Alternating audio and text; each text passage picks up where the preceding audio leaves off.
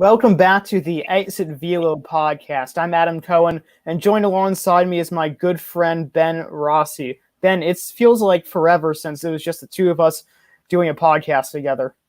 Yeah, definitely. I mean, it's been about, I think, a month for me since I've last been on the podcast show. I mean, great to be back on it because I've been out busy. I mean, before I was out busy covering hockey, and that was always taking up a lot of games. Now I'm actually more out busy with an internship with the Mile High Collegiate Baseball League. I'm representing them here, one of the best, one of the summer developmental leagues in the country. It's up in the, as you guessed it, Mile High, the Rocky Mountains, Denver, Colorado. So I'm broadcasting to you from the Mile High city of Denver. But yeah, so I've been out there covering games every day, left and right. Some of the best. It's been amazing to see baseball though every day, see some of the great college prospects. But now I'm back here to cover some professional baseball.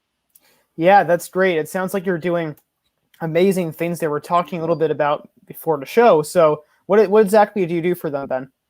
Yeah, I do a variety of duties. I write the game recaps for their website. I've done like public address announcing, and I do scoreboard. I also help them keep score on Game Changer, that app, if you ever use that, the official scoring app. So I mean, I'm like with a team of 5 interns, and we're like a whole bunch of utility players with our duties. I mean, we each have our specialties. Like my specialties, game recaps and PA, but then we do a lot of the duties, communication and things like that. And in fact, we have our big feature game tomorrow night, which is just like our big game of the season, where we gather a bunch of people together, and it really to help promote the league. It's a game played in downtown Denver, not at Coors Field, unfortunately. That might be far-fetched for another year, but it's a nice field in downtown Denver between two teams, and it's just a special game we have that brings the community together, and with features 2 teams in the league to really get our name out there. So that will be a big event tomorrow night that I'm looking forward to.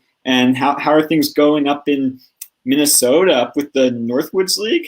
Yeah, you got it correct. Well, first off, I just like to say, well, that sounds, once again, incredible what you're doing. And, it's awesome that you're going to have that event tomorrow in downtown Colorado. So that'll be, well, I'm sure, a lot of fun. But yeah, Duluth's been great. I'm going to go on a road trip in a couple of days because we get to travel with the team. We have a group of 5 broadcasters. So we switch it around, but this will be the longest road trip I've been on. We're going to go from Duluth, Minnesota, or really where we're staying at right now, which is Superior, Wisconsin. We stay in the University of Wisconsin Superior dorms, and we travel to Duluth, Minnesota every day for the games because it's only just the bridge over. So we're going to go from Minnesota to La Crosse, Wisconsin, to St. Cloud, Minnesota, back to Duluth. So it'll be a nice few days, and I have 10 games in 10 days when that happens too. So it'll be a lot, but it'll be a lot of fun. Yeah, I know the grind for sure. And it's funny you talk about traveling a lot. I travel a lot for mine too. I mean, I'm going to different fields for different teams because for me, I'm not with any particular team. I'm covering all the teams throughout the league. So it's interesting to have to go to different fields and be impartial to whatever team I'm covering. Oh, that's great. Okay. So all the coaches, makes you well-rounded though. What? Makes you really well-rounded though. Oh yeah. To know everyone in the league. Yeah. For sure. We just wanted to, of course, give the audience a little update on what Ben and I are doing because it's very cool to be able to work with baseball teams over the summer. But our main segment of the show, of course, will be about the All-Star Game. So, Ben, first off, I just want to ask you, are you going to be able to go to the All-Star Game since you live in Colorado? They could not figure out a way, unfortunately, to get me any sort of press pass or access to it. And then, I don't know, tickets are going for $100, $200 at least at the very minimum, but even that's a little bit of I'd say a high floor for an all-star game. And I mean, they're already been sold out for a few weeks. Unfortunately, I don't have any tickets for the all-star game at the moment. I mean, unless something special comes up, some miracle arises, but I'll probably I will be going and enjoying the festivities in Denver and things like that. So hopefully that will make up for some of it, but I will not be right there at Coors Field to represent the All-Star Game. Well, that makes sense. It's really pricey, and I'm sure that fans are ready to get their hands on in still the age of COVID, but I'm happy that of course, that you're going to be watching it and taking part in all those fun events for the All-Star game too. So regardless, it's going to be a really cool All-Star game. And actually came out on MajorLeagueBaseball.com about who the 3 finalists are at each position. So this will be a lot, but I'll announce who it is at each position. So we'll start off with catcher. It's going to be in the National League. It'll be Buster Posey, Yadier Molina, and Wilson Contreras. For the American League, it'll be Salvador Perez, Martin Maldonado, and Yasmani Grandal. At first base for the National League, Matt Muncy, Freddie Freeman, and Anthony Rizzo. For the American League, it will be Vladimir Guerrero, Yuli Gurriel, and Jose Abreu at first base. Second base in the NL are Ozzie Albies, Adam Frazier, and Gavin Lutz. At second base for the AL will be Marcus Semien, Jose Altuve, and DJ LeMahieu. At shortstop for the NL will be Fernando Tatis Jr., Javier Baez, Brendan Crawford. And the AL will be Xander Bogaerts, Bo Bichette, Carlos Correa. At third base, it'll be Chris Bryant, Nolan Arenado, and Justin Turner. For the AL will be Rafael Devers, Alex Bregman, and Yohan Moncada. In the outfield for the NL, Ronald Acuna Jr., Mookie Betts, Nick Castellanos, Bryce Harper, Jock Peterson, Juan Soto, Chris Taylor, Jesse Winker, and Mike Yastrzemski. For the AL, it'll be Mike Trout, Aaron Judge, Byron Buxton, Michael Brantley, Adolis Garcia, Teoscar Hernandez, Cedric Mullins, Alex Verdugo, Randall Grichuk. And for the DH for the AL, it'll be Shohei Ohtani, JD Martinez, and Yordan Alvarez. So what people should know about this is that only one can be a starter at each position, of course. There always is injuries, so there might be a replacement here and there. This is only the position players, and usually for every position, there'll be one backup, and there might be a couple more, but that's just more rounding out the rest of the All-Star game. So that's obviously a mouthful, but if anyone's interested in seeing the full list, they can go to MLB.com or just search up who the 3 finalists are for the All-Stars. But, Ben, let's get into the nitty-gritty of it. Who do you think should be the starter for the NL catcher of the All-Star game, and why? I have to agree with Buster Posey, with the popular pick of Buster Posey. I mean, I just think he's just done so much in his career. I feel like it's kind of been lost a little bit down the radar the past few years. I mean, especially because he took last year off and everything. But I mean, he's really been the core and the big reason for like the Giants' success. Like they're the first team, as we know, to 50 wins the other day, and I mean, and they're in such a tough division with the National League West, a division that was supposed to feature perhaps the top two teams in baseball. And then you have this team that was supposed to be rebuilding, leading the division over those 2 top teams. Did I hear that right? Well, anyways, enough about how amazing the Giants. I mean, looking at Buster Posey's stats, I mean, slugging, 554 slugging percentage. He's batting 326. Like, I don't remember the last time he had like a 300-plus average at this point of the year. Like, he's had to struggle with injuries the past year. He's kind of fallen off the radar, but I definitely think Buster Posey's well-deserving of the All-Star game, putting himself back on the map there. And I would say overall, there's 2 main reasons why he deserves to be the starting All-Star catcher. One, he has to handle the pitching staff of the Giants, which has been incredibly surprising. You talked about pitchers like Anthony DeSclafani or Logan Webb or Kevin Gausman, of course, who is one of the best starters in the National League. Most of these pitchers that they have are 1-year deals, and they've just all been amazing for them. So he deserves a lot of credit being the catcher for them. He's starting to play more first base overall, but he's also caught most of these games. Additionally, as you said, his power has started to come back for the Giants. He's someone who was hitting about 10 homers or less for the last few years, not the Buster Posey that we saw really during the Giants' core eras between 2010 and 2014. But it's come back somehow, maybe because of the home run surge in baseball that we've seen over the last 5 years or so. But Buster Posey has joined the fray, and he's out-hit and out-defended players essentially that are his competition, Yadier Molina and Wilson Contreras. Yeah, and I also just want to add, I mean, I wasn't sure if, like, some people weren't sure if he was starting to get washed up at the 10th year of his career, or 11th season. Well, 10th technically, because I remember his rookie year was 2010. He took last year off, 10th season of his career. If, like, he was all getting washed up, if they were going to move him to first base, more like they've done with catchers at the later part of their career. But he's proven that he can continue to pilot the pitching staff while hit for power, and that's an amazing value to get out of their catcher. That's all you could ask out of your catcher, to be a two-way type of player, someone who's great defensively, someone who's amazing offensively. And we both agreed on this for the AL. We both went with Salvador Perez as the starting catcher, and he shows that too. He's had a tremendous offensive season, something that's carried on from 2020.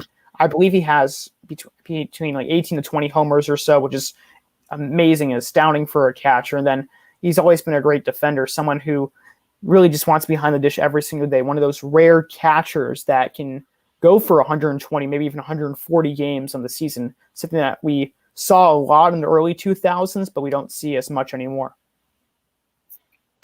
Yeah, Salvador Perez also been something in that way you said, with like how he goes out every day. He's almost like an Iron Man in that sense, and he's kind of coming back. I mean, I feel like he was like a top catcher in 2015, and then I don't know, he fell out of the shadows a little bit, maybe because the Royals started falling out. I mean, his stats weren't like, his stats were a little bit. Yeah, his stats weren't like terrible over the last several years. He still was like a 20+ home run guy, but it was nothing remarkable, and his average was really low. So the Royals kind of fell out of the shadows there. But now this year, his average is up again. He's already slugged just to be exact with your total 18 home runs. I'm seeing on the Baseball Reference or Fangraphs page for him, and it just feels like Buster Posey. He's a guy who was great earlier in the decade, who's now kind of coming back this year. So it's great to see. So I agree with your pick there with Salvador Perez as an all-star for the AL. As much as I do like the breakouts of Yasmani Grandal at the White Sox, and as much as I do like Martin Maldonado as a fielding catcher in the AL. I am a little surprised that Maldonado was chosen as one of the catchers. He seemed a little bit random when there's catchers such as Gary Sanchez and Mike Zunino, and those two were almost snubbed of the position. They're probably not going to make the All-Star game, and the two of them have been on a tear. And then you look at Grandal, very tough choice because a lot of the advanced analytics like Grandal because he has a higher on-base percentage, for example, even though he's batting under the Mendoza line of 200. It's kind of a mix and match. A lot of people, I'm sure this includes you too, Ben, because we both chose Perez. I wouldn't be voting for someone as an all-stars batting under 200. I know batting average doesn't matter as much, and no on-base percentage is a more reliable stat. But if you're batting under 200, that's just sickening at this point, and you should not be an all-star for that reason. Yeah, you just got to restore some basic integrity there with hitting in the game too. Is how I view it in this day and age of baseball, where averages are like at an all-time low since like 1968. Mm-hmm. It's not infrequent nowadays to see hitters batting under 200. I mean, he can maybe be a reserve player. That's probably what's going to end up being the case for Grandal, but perhaps not a starter. Though, moving on to first base for the AL. First base for the NL, because that's what's next on our list. So I went with Matt Muncy because he's been on tear for the Dodgers. I think he's had a little bit of a slump as of late, but he's really been the guy who's been hitting for them all season long. They have a couple players such as Chris Taylor, who's done great. I know Bellinger just got off the injured list. It seems like Muncy is kind of driving the offense, but you went with someone else, Ben. Yeah, I went with last year's MVP, Freddie Freeman. I know he might not be in the spotlight as much this year, but because obviously his teammate Ronald Acuna Jr. has been like the real story out there in Atlanta, but he's still having a great season. His 17 home runs on the year. His slugging's a little lower, 468 than maybe I would expect, and I know he's not like as close to a 300 hitter this year as he has been other years, but I think also because since last year didn't have an all-star game, I think we're going to take into account last year's affair a little bit with selecting the all-stars is something I was just thinking about today, and because of last year what he's done, I feel like he's kind of worthy of being the starter for the National League. That's a fair point. If you're including last year's stats, then for sure I agree with you. He has been heating up as of late, too. I know he started out the season just on a terrible slump. He wasn't even close to the type of player was. It seems like he's doing better as of late. And, if he can at least turn it around and help the Braves out in the next couple of weeks, maybe give them some momentum, I mean, they're still only a few games out of first place. I think they're in third place right now behind the Washington Nationals and New York Mets. So if they can go on a little bit of a tear, then maybe that can uptick his votes a little bit, but not a lot of time, of course, because July 1st is the deadline for anyone who hasn't voted yet or still wants to vote for the fan selection. Yet going to the American League, it seems like this choice is pretty obvious. We both selected Vladimir Guerrero Jr. because he's been on a tear. He's the best hitting player probably in all of baseball at this point. You can argue that Castellanos and Jesse Winker are up there too, or even a Ronald Acuna Jr., or even a Shohei Ohtani, but just by someone who's just a hitter, there's really been no one better. Oh, yeah, there really hasn't been. I mean, he's just scraping across all stat lines and everything. He's not the one reason for the Blue Jays' success, but obviously a big reason. And we're finally seeing like the Vladimir Guerrero that everyone hyped for. So I think there's no doubt in my mind. I mean, he just has such a pure swing and everything.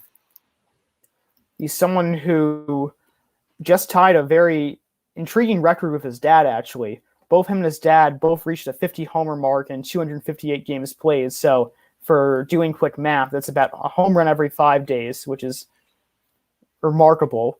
And then you also have the fact that, yeah, he's been carrying the Blue Jays offense. That's really the main reason why they're an above 500 team. Obviously, you can't win baseball with just one player, but he's making the case to do that.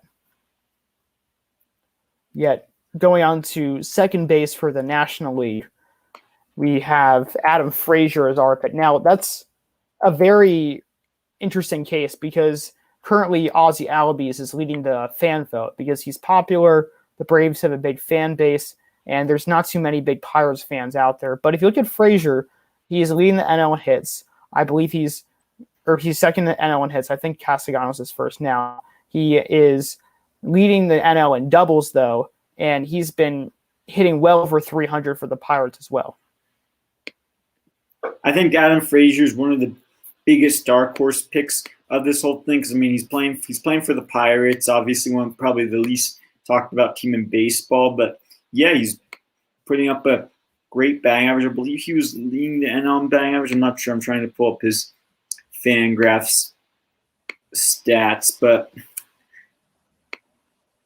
really, I think Adam Frazier, if you statistically wise, is the one who's having actually the better season when it comes to them. Plus, I mean, I don't know who else from Pittsburgh would be an all-star this year, so he kind of seems like the one. I mean, he could still be in and not be the starter. Oh yeah, he's batting.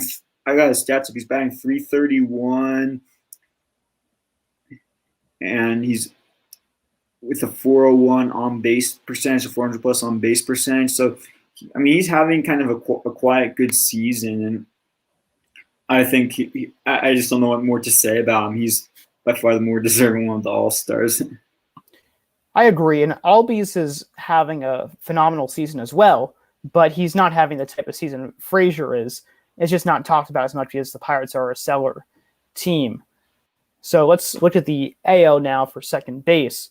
And this one, we both did not go with Jose Altuve. He's having a great season, but he also cheated a couple years ago, so that might have been a no-go. And then with DJ LeMahieu, as a Yankee fan, I want him to be in, of course, but he also doesn't deserve to be there. He's been really down this year. Whit Merrifield should be a top 3 finalist over him, and I hope that Merrifield is still able to sneak in because he's leading all of baseball in stolen bases and has just been excellent.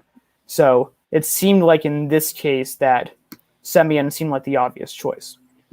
Well, coming from the A's fan who saw Semien last year and seeing him have that disappointing season, I mean, I know it was a 60-game season, so I won't take too much off him, but seeing that there was that he was a great player, but there were maybe some flaws and quirks with him. I feel like now he's kind of proving that he's really improved on a lot of the flaws this season, and because he's doing really well. And I mean, like you said about Vlad Guerrero Jr. carrying the Blue Jays, well, Simeon's been a big role player too with the Blue Jays if you think about it too. So like, it's really.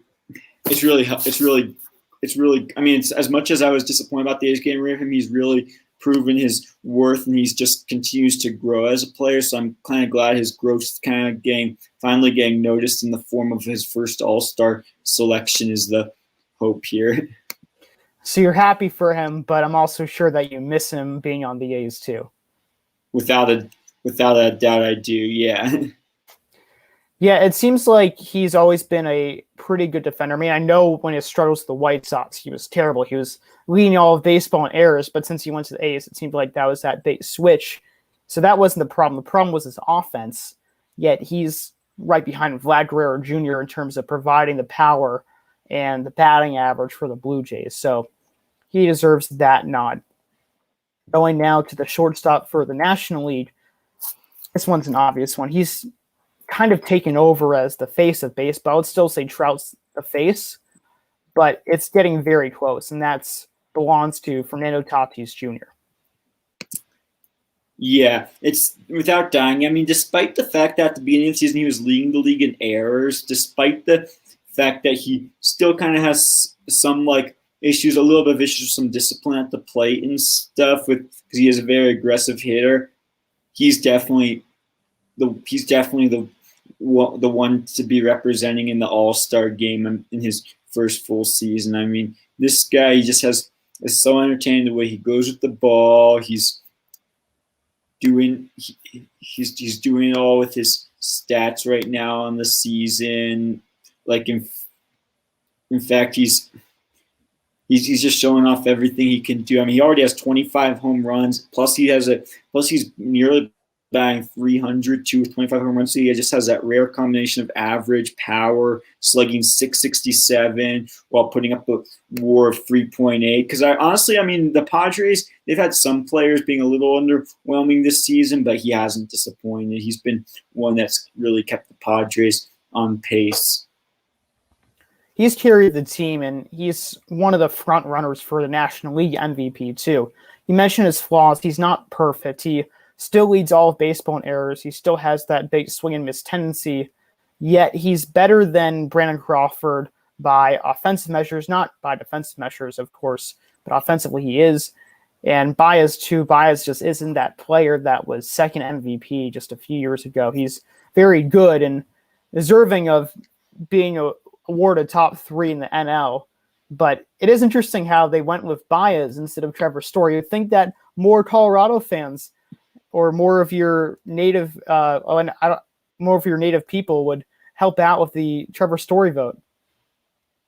Yeah, it's interesting. I mean, a lot of the people here have kind of maybe given up on the season for the Rockies, but as far as Trevor Story, it's a little bit surprising that they didn't stuff the ballot box as much for him. But I will be honest, though, he's actually not the leading hitter for the Rockies this season.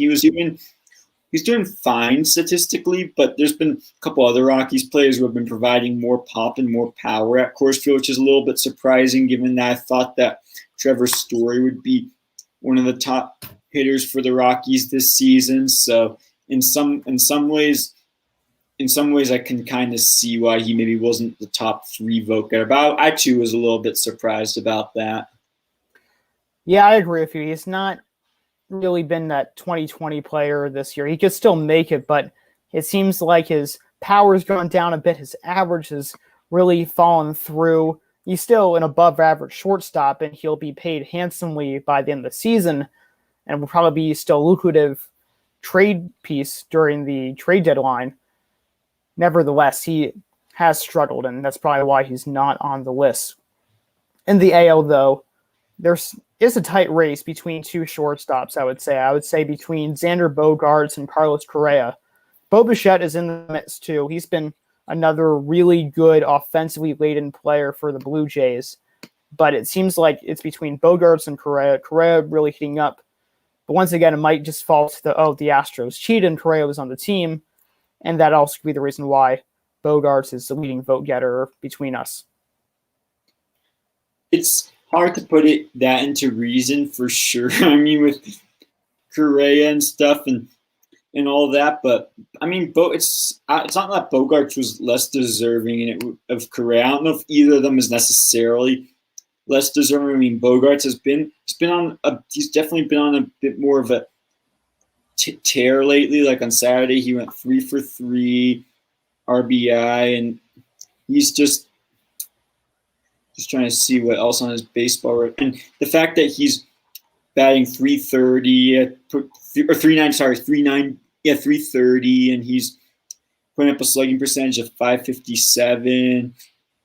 I just think what Bogart's done is remarkable for a shortstop. I mean, Correa too. You could make a case for Correa because Bogarts does play at Fenway Park, so that gives him a little bit of that hitting edge. But like when you look at the Red Sox and how they've been doing, Xander Bogaerts has kind of been the big centerpiece of that. He's not been the only one. I mean, they've had other great hitters too, but I think Xander Bogaerts has kind of overtaken the AL East in that sense. Carlos Correa not as much overtaken the AL West, if you know what I mean. Yeah, and that also might be because the Astros were already expected to do well and the Red Sox were not. And Bogarts is kind of the quiet face of the franchise at this point. Him and Devers, essentially, and maybe Sale too when he comes back, and you have to throw JD Martinez in there as well. Still, he's been so good for the Red Sox. He's been one of the most underrated shortstops in all of baseball. He's really a top 5 shortstop in the game that hardly gets talked about. So it'll be close. It'll be close to see who comes first between those two. In third base for the NL, this is another very close race. I think we both went with Arenado because, or at least for me, I won't speak for you in this case. I went there because of more of the offensive and defensive prowess. I think that maybe both Brian and Turner have been a little better than him offensively. I feel like in terms of weighted runs created plus, he is, but they don't have the defensive capability that Nolan Arenado does.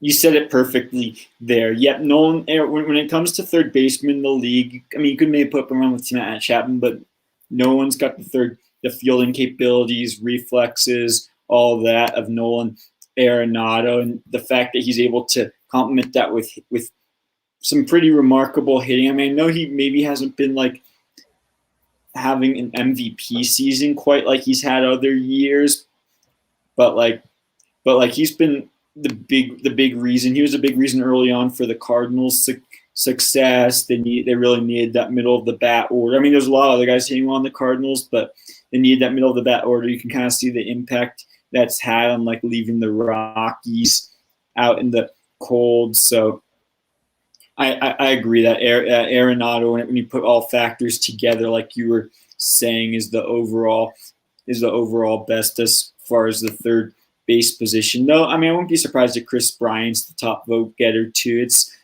because he's had quite a turnaround. He's doing really amazing statistically for the Cubs. Yeah, for sure. Bryant has driven the Cubs to they're in second place right now, but he's kept them competitive in the NL Central. The Cardinals are kind of the third team out between the Brewers and the Cubs. Nevertheless, he's been up there. He's been very productive for them. I would say outside of Tyler O'Neill, who's a kind of a sneaky NL snub this season for the All-Star game, he's been right up there in terms of their best player on the team. And you look at the AL too, they have one of their best players on the team that we both chose, and that was in Rafael Devers. It really seems like he's just always been meant to hit. That's really what he's done in the major since he got there just a few years ago. You also have Bregman and Moncada, both of them having very underrated seasons that's not talked about nearly enough, yet Devers just seems to be a little bit better than them. No, he does, and he's just I mean, it's just incredible how much he's grown into a player this past year. Like you said, he was meant to hit, but it was kind of a little bit off to a slow start. He did have a great 2019 with 32 home runs. Of course, that was the year when everyone was hitting home runs, but now that he has so many home runs at this point of the season, it's really amazing. 2.9 WAR, which I believe is like a top with the team. there's no doubt in my mind. I mean, the Red Sox, that left side of the Red Sox infield is definitely something, and it's I'd say one of the best left sides of an infield I've seen in ages. So like, I think that should definitely get some representation at the All-Star game. You look at the Red Sox, of course, trading Mookie Betts away, their franchise player, and then they seem kind of lost without him. But lo and behold, you look at the left side of the infield, they are the future of the Red Sox. And then you still have Alex Verdugo, the piece they got for Betts, in center field. So they have a young, burgeoning offensive core. And then you add like Michael Chavis or Bobby Dalbec, you have to imagine that one of the two is going to be here for the long haul. So the Red Sox have plenty of players who are great offensively, but Devers and Bogarts are two of the best. Not to mention they're pretty good defensively too. Well, at least Bogarts is. Yeah, I would say Devers still needs some work defensively. He's not up there with someone like Alex Bregman or even Moncada. No, that's true, yeah. But Xander Bogaerts is up there as one of the elite shortstops defensively too. Mm-hmm. And just going to another elite two-way player for the National League outfield. So I was surprised we both hit the nail on this one, but it might seem obvious just because of how well the Reds are doing and how well Acuna is doing. So we both chose Acuna, one of the best two-way players in all of baseball. But Castellanos and Winker, they're just both really up there in terms of the batting average. I think Castellanos still leads the entirety of Major League Baseball in terms of batting average. Winker has more homers than him, but he's someone who's also batting north of 330. These two have had so much potential, and Castellanos has had success in the past, of course. It's been a little bit up and down for him, but it showcased a lot this year. And Winker was always his top prospect for the Reds. Kind of seemed like he was falling through, and then he has this type of season. It's fallen off a little bit with the home runs because it came out more during that 4-homer game he had, or 3-homer game rather that he had, yet he's still one of the best players in baseball. I couldn't agree more. What's so great is like you have these two guys from the same team, two outfielders from the same team who kind of provide that mix of they both are hitting good average and but they're both also showing a lot of pop. You were saying that's kind of struggling offensively. I mean, or with power a little bit. I mean, it doesn't look that way to me with this like 590 slugging percentage. Winker already has 18 home runs too, and in fact, Baseball Tonight podcast was even talking about him as a potential dark horse for home run derby selections. Not that I had him as that, but you have a two-way player in Acuna who just can do it all, very explosive too with his speed. He's like almost a 5-tool player you have with Acuna, and then you have two Cincinnati Reds guys. Castellanos, as we know, has been the veteran. I kind of knew Castellanos had it in him. It just maybe he wasn't always with the right team. He just didn't fully bring it to get together. I mean, now he's kind of with more of a competitor. I think he's in a great situation there in Cincinnati. And yeah, I'm glad that he's finally. I think he can finally get the nod. I think this will be his first All-Star game start, and this is the time for him to be on the map. You said it, Ben. He was stranded in Detroit for all those years, didn't have too much of a chance to have any real playoff hopes. I would say the Reds are probably not going to make the playoffs. They made it last year. There's a lot of season left, though, and Castellanos is certainly putting in the effort to push the Reds across and maybe a very dark horse playing team. The same can be said about Winker as well. So, I mean, I'd be happy if either of them in the home run derby, even Winker too, good lefty bat.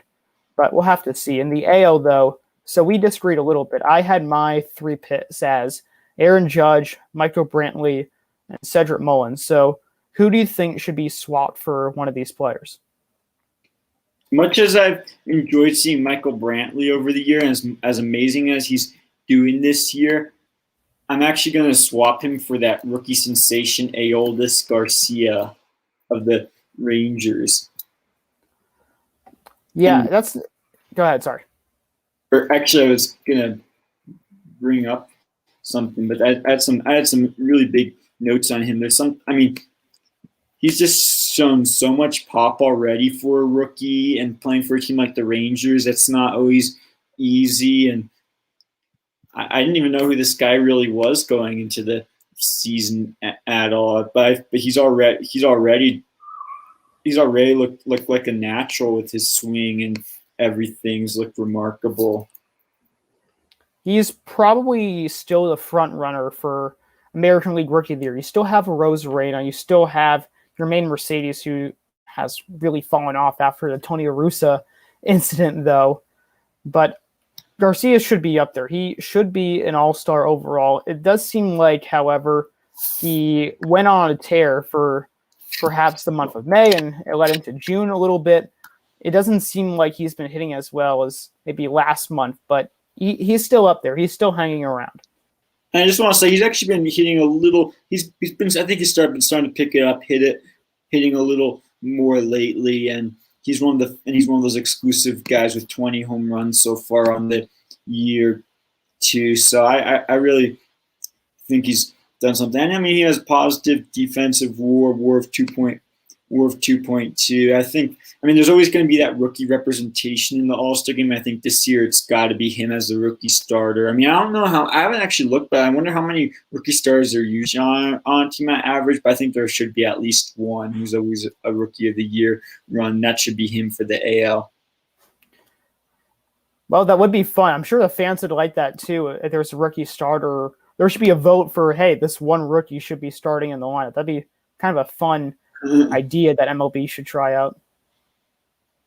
Yeah, that would be something funny. Or like you have to have like a certain veteran in the lineup like that to like get the certain age range, and that'd be something entertaining with the rules coming out. I mean, All-Star game, nothing's at stake anymore. We're not like we were 5 years ago when like their teams were playing for home field advantage. So interest can mix and match, do things like that. I would say still being a starting all-star probably has some prevalence, especially for like a Hall of Fame case. They might look at that a little bit more closely. But you're right. They've had this in the past where it's just like a rookie's been phenomenal. They're just starting all-star, even an old player like, for example, Derek Jeter in his last year. He didn't deserve an all-star appearance at all, but he was their starting shortstop. Right. And then and in terms of, I just want to say, in terms of the other two picks, you know all about what Aaron Judge has done this year. He's really been consistent. He's been able to stay healthy for the Yankees, which has been huge. And he's just been raking. And then Cedric Mullins as well for the Orioles. When you have an OPS that's like around in the 900 range, you're definitely deserving of an all-star appearance at the very least. But with Cedric Mullins, he could even be a starter with. I think he could even be a starter with what he's already done this season. Looking at Cedric Mullins' stats, I mean, he's already batting. He has 919 OPS, while he also is batting 313, which I think batting average often gets overlooked in this whole league. He's put up 28 RBIs, and this is all despite playing. I mean, he's played for an Orioles team that's like been lacking a lot. That tends to lack a lot. So maybe he hasn't been seen as much. But I really like Cedric Mullins. I really think he's kind of a new future star for hitting, and a guy who can be a good consistent hitter moving forward. He's an old school type of hitter. He's someone who just lets a bunch of hits, who can pull the ball over the fence when he needs to. And he's someone who bats over 300. So what can you expect out of a leadoff man? I know he plays for the Orioles, and the Orioles are one of the worst teams in baseball. He still should garner enough interest to be an all-star, and he also should probably be a starter too. I don't know if that's going to happen. We both hope it will because of how well he's been performing, but obviously the Orioles aren't a big team. However, with the Yankees, of course, and Aaron Judge having a pretty good and healthy season, he's definitely going to be starting for them.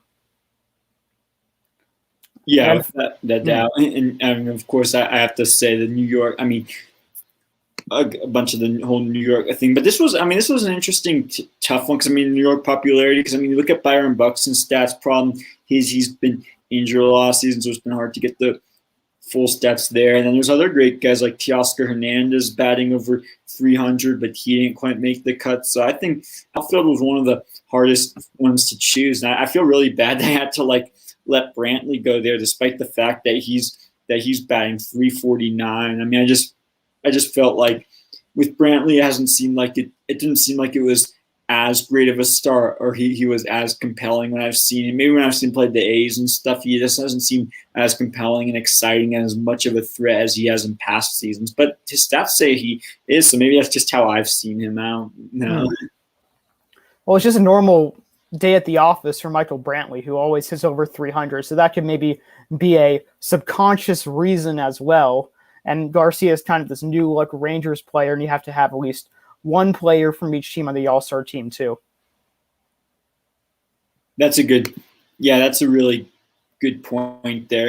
With that, I didn't think about that. But that, I guess that could help support my All-Star game thesis there. Although once we get to pitching, there is a Rangers pitcher who like is probably gonna be their representative for the All-Star game if no one else. Once we get down to pitching, right after we get to DH, I think I'll just quickly say I think we could easily agree on this one. I mean, a two-way, never-before-seen player in a while while he's put up promising pitching stats, even though he's had some inconsistencies control, it's really been his hitting that's been remarkable. You probably saw at Yankee Stadium, he hit one that was like 117 miles per hour off the bat, and just the way that he can go to both fields. Like, I know he's been more of an opposite field hitter, but he also, he just pulled that really big one there. Shohei Ohtani. I mean, it's going to be a show. It's been a show this year in baseball. Fans at Coors Field, get ready for a power hitting show, particularly from this guy, Ohtani.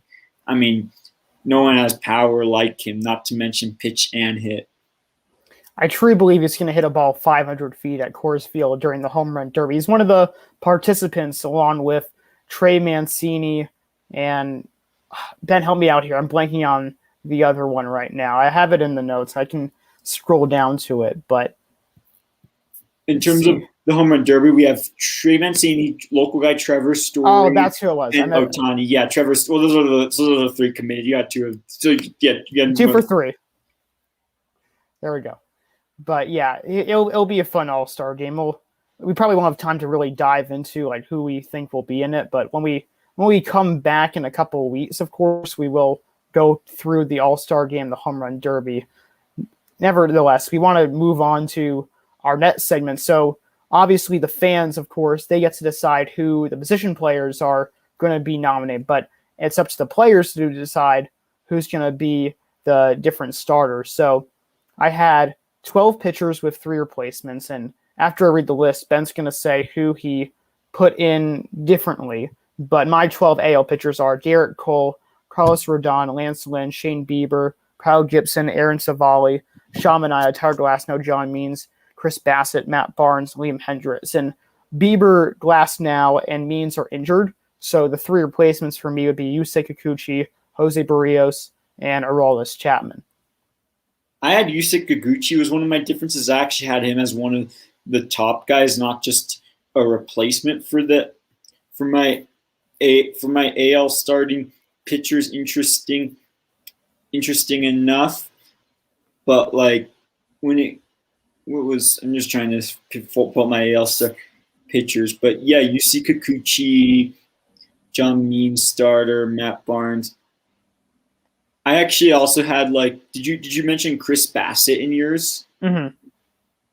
Yeah, I think we pretty much agree. We had the same list. The same list about is just I think my one difference was I had Yusei Kikuchi. I think he's earned it to be even a star. I mean, I know he plays in a pitcher friendly ballpark, but I think he's already he's earned it to be a starter already. And then I think Sean Manaea has been kind of on a tear lately with his locations and things like that. So I put Sean Manaea on the list as well.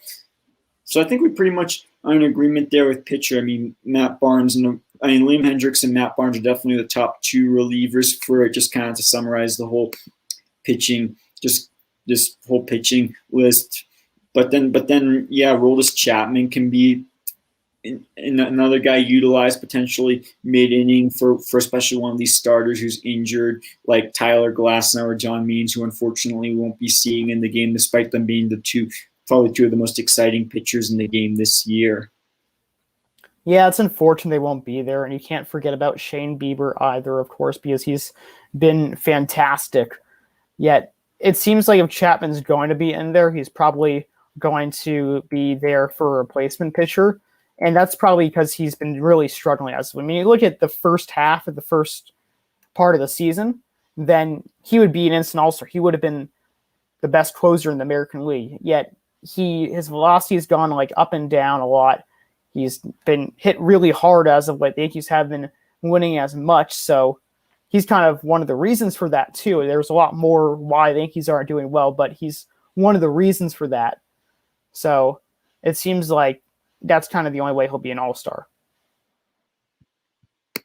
Yeah, that sounds like a fair play there. I mean, I don't think we disagreed on too many of them really here with the National League All-Stars, with the American League All-Stars. National League All-Stars, I think it was a little bit of a different story with our list. I mean, this time maybe I'll read off my top 13 on the National League All-Stars. I didn't do any replacements here, but what I have is Jacob deGrom, obviously, there's no question there as a top one. Kevin Gausman, Yu Darvish, Brandon Woodruff of the Brewers, Taylor Rogers, Marlins, Joe Musgrove, Walker Buehler, Max Scherzer, Freddie Peralta, Zach Wheeler, Trevor Bauer, Mark Melancon, and then Craig Kimbrell as the final one. Mark Melancon and Craig Kimbrell are two bullpen guys for those of you who don't know. So I think Adam's list was pretty similar there, but we might have had a couple ones that you put on that I didn't. Like I saw you put on Josh Hader as another reliever. He's been a great reliever for the Brewers too, but I just didn't have room for him on my list. Yeah, that's fair. And I would say the only ones that are really different is that you have Buehler and Musgrove. Let's see what I put in instead. Yeah, that's pretty much just like the difference there. You have Buehler and Musgrove, and those two are very deserving too. They should be all-stars as well, and they'll probably make it in some way or another because they've been phenomenal. I know Musgrove, of course, he had that no-hitter for the Padres this season. He's not been as good, obviously, since then. It's hard to be on top afterwards. Still, he's one of the better pitchers in the National League. No, he's kept his ERA low, and it's actually kept it really lower than a lot of some of the other guys on the list. Like, he's actually kept it lower than Bauer. His ERA is lower than Bauer at 2.22. It's lower than Darvish's, his teammate. It's lower than Buehler's too. So it's actually lower than quite a few of the guys on the list. So I think he's just kind of fallen. He's another one of those players who's fallen to the radar a little bit. I mean, he was already good. I thought even before he went to the Padres, the Pirates, that just wasn't noticed either. So that's one of those underrated things, if you ask me.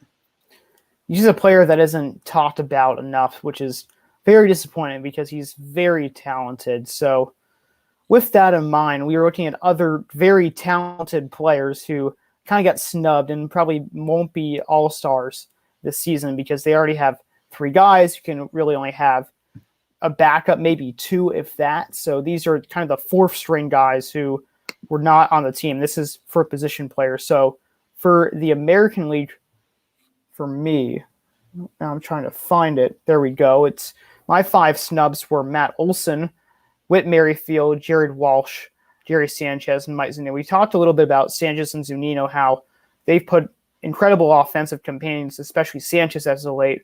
But then you look at Walsh too. He's someone who has carried the Angels, who just has fallen behind the shadow of originally Trout before he got injured, and now he's also placed on the 60-day IL. And then he's right behind Ohtani in terms of power. Walsh is still someone who has 20 homers on the season. We talked about Merrifield too, with his speed and leading MLB at the speed. And then Olson, Ben, you could take Olson away because he's your guy and he's been an electric first baseman. He's been electric on both sides of the ball. Not only that, so the other thing, he's been electric. I mean, he's been electric at the plate. He's like third in the AL, I believe, if I'm not mistaken. Last I checked, he had been third in the AL in home runs, just behind, or actually third in the. He's actually tied for third in the he's tied for third in the AL in home runs behind just Ohtani and Guerrero, tied with Aoldis Garcia. He's just and not to mention the my bad, technical difficulty with the camera there. Not to mention looking at his stats this season, he's also proven to be an average here too. He's batting .296, so he's just elevated his game completely to another level. Like before, it was just kind of one of those typical power hitting guys who really low batting average. But this guy's compiled a lot of hits too, other than his home runs. He's shown he can do more than the long ball. I mean, just the seasonal adjustment in his swing that he said he did has really paid off. Like coming from batting 198 last year. So the other thing that surprised me about him not being an all-star is the fact that he's one of the best fielding first basemen in the league. Like he's won Gold Gloves in 2 of the past 3 years. He won back-to-back Gold Gloves at first base. And I know that position's overlooked with fielding a lot, but it's his play at first base that's like allowed ace players like Matt Chapman, even at third base, to make those great plays and maybe not always make the best throw. And I've seen it, but we always have Matt Olson to scoop it out. So his presence on the field, I think, is one of the most valuable assets to the team. And not to mention that now he's added the average part to his game. It really surprised me. I think he could have been one of the at least top 2 first basemen there, up there with Vlad Guerrero Jr. I mean, I know Gurriel's having a great year, but I still think Olson's doing just as great with his stats and was just as deserving of an all-star spot. So that's the one that's most beyond me personally. I mean, I know I might have my A's bias there, but it's definitely I'd say one of the most beyond me that he's not getting in. It's not biased at all. I completely agree with you. I would say he deserves a spot more than Gurriel, who, yes, has had a great season too, but Olson's been better. You talked about the defense. You talked about the power, which he's always had. He was usually a .230 hitter, and then this year the average rose back up. So his game as a first baseman is complete. There's no one better defensively than him, and he has 20-plus homers. So it's hard to go against him at this point. And hopefully, even though A's fans aren't the most loud as maybe like Yankee fans or Astros fans, he should sneak his way into the All-Star game. Well, like, it's interesting. We stuffed the ballot boxes in years past. A's fans had, like, I remember back in 2015, we really didn't. Or 2014, we really didn't work out. I wonder if that do with maybe in paper ballots more at games. I don't know, something about A's fans. I mean, I know we're not big in numbers too, so that always contributes to it, despite being super passionate with the ones we do have. I mean, we've never been the biggest in numbers, so that always contributes to it. So it never really surprised me when any player doesn't get many All-Star game votes. I hate to say it. Yeah, that's unfortunate. That's kind of the trouble about being a fan of a small market team. Still, we should probably talk about the NL All-Star snubs, and by far the biggest snub seems to be Kyle Schwarber. It may have been just too late that he got on a tear, but my goodness, what he set like a record, I believe, of like 8 homers in 5 games. I think the only one who did better than him was Sean Green, who had 9 homers in 5 games, and he's still hitting tanks. He's still one of the most fearsome home run hitters in the National League. He's just elevated his power game. So the fact he's not on there right now is brutal. And then you have other players such as Jake Cronenworth, who's been astounding at second base, Manny Machado, who's held his own at third. Brian Reynolds is back to his 2019 self, and Austin Riley is probably the second best offensive contributor on the Braves behind Acuna Jr. at this point. Yeah, I was going to say with Kyle Schwarber, I didn't actually know about this other record too, but that only adds to the fact that when I've just seen him, what he's been doing with his power and everything, he's one of the best leadoff power hitters I've seen in like ages. Like, I mean, up there of all time. Like, he's like the fact that he's just been hitting all these dingers in the leadoff spot for the Nationals been a big reason that's been elevating the team to the next level, the level that everyone knew they had the potential to be at. And then I just also want to quickly touch on, is Jake Cronenworth. I mean, that's the other thing with Jake Cronenworth. He started out really hot. He maybe had a little bit of struggles later, midway through. But then recently he's been on a tear. He was just recently named the National League Player of the Week. He had home runs in all three of those games of the Padres sweep over the Dodgers. So it's incredible to see how he's added pop to his swing too. And even being more of just like a contact hitter, it seemed like at first. So I hope Jake Cronenworth gets noticed more down the line. That was the other one I had. And another one I was thinking, might have been one for a DH, but maybe the DH spot was already taken. Was just your Giancarlo Stanton on the Yankees. He's started breaking through and he's been pretty. He's had his moments this year, even after a rough start. So I'm a little surprised he wasn't further up on the ballot.